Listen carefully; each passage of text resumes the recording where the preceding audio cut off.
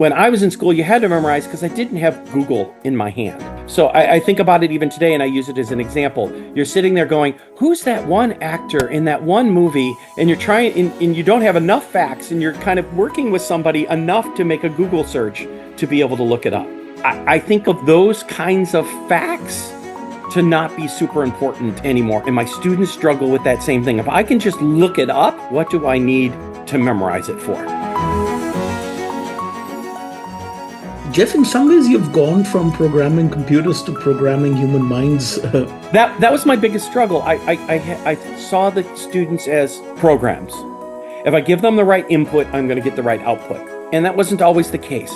And I started realizing different students I needed to give different inputs to get the desired output. Other teachers might not look at the same level. I can tell you in 30 seconds if a kid used ChatGPT, I don't even need to read it.